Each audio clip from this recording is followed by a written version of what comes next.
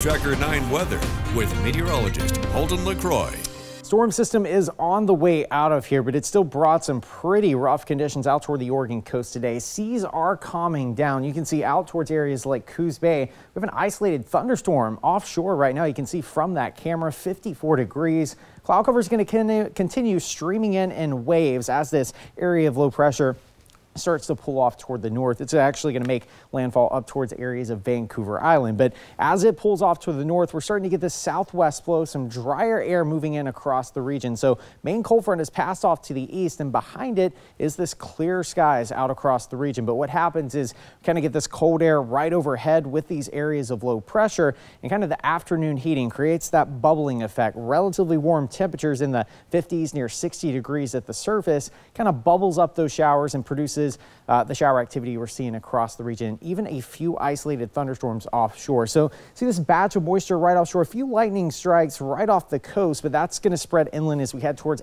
9 o'clock tonight. So we still are expecting some isolated storms out toward the Oregon coast. Very isolated, but don't be surprised to hear a few downpours, even rumbles of thunder through the late night hours. So here's this storm system pulling into Vancouver Island. Very impressive storm. If you remember yesterday, bottomed out around 959 millibars. Very strong storm, but the thing is it's well offshore, so we're not seeing the worst conditions as we typically would see if this made landfall here across portions of Oregon. Now there's another storm system right behind it, but luckily we get a little bit of a break until we head toward Friday and Saturday. And again, this storm remains well offshore. Not as breezy conditions and rough surf conditions as we head toward Friday and Saturday. But it's been a blustery day for some, particularly down towards southern Oregon. Notice Gold Beach around 47 mile-per-hour wind gusts today. And even here across portions of the higher terrain of Lane County, we had about a 43 mile-per-hour wind gust just toward the east of Vida at Trout Creek. Now, we're still expecting some breezy conditions through the course of this evening, but eventually some calmer weather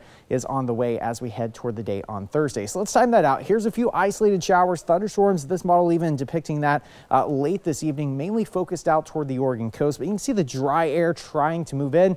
The thing is, we're going to have a lot of residual moisture tomorrow, and I would expect widespread cloud cover, even some areas of low-level clouds and fog developing once again tonight and through much of the day on Thursday. As we head toward Friday, though, you see that rain starting to build back in. That's that storm system right behind it, and it's going to bring us some more rainfall, which we've been doing pretty good here across Eugene. We're still about maybe 5/100ths of an inch above average for that December rainfall total, and we're still seeing the residual effects of those atmospheric rivers that we had back in November. We've had the rain, not the snow. This is snowpack across the inner west. You can see about 35 to 60% below normal, and the reason why is high snow levels. It has been warm, a very typical pattern for El Nino, and we are in a El Nino winter, which warmer than average sea surface temperatures forces the jet stream north, and that's why we've had super high snow levels, and that's why we haven't been seeing the snow that we typically would see. But hopefully we can start to see that pattern change as we head toward January. Right now, it does not look like the case. High temperatures still remaining in the 50s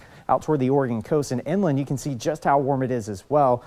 Showers ending today. Eventually cooler weather starts to move back in, but still warm for this time of year. 48 degrees by next Tuesday for areas like Roseburg. The passes 39 degrees was as we head toward the late evening hours. Showers winding down, but as we head toward the rest of the week, you can see still warm up across the passes. 39, 40 degrees for Eugene and Corvallis. We do get a bit of a break tomorrow, Ariel, but the big story is fog, low-level clouds. It's going to be a relatively mostly cloudy day and still warm temperatures for this time of year in the 50s. That's kind of disappointing. I know, especially for everybody that wants to go skiing, snowboarding. Hoodoo, Willamette Pass still closed this late in the season. So hopefully as we head towards January, we can start to see some colder air move in. It just doesn't look like the case right now. So keep your fingers crossed and hopefully we can get it coming. All right, Holden, thank you. Well, next here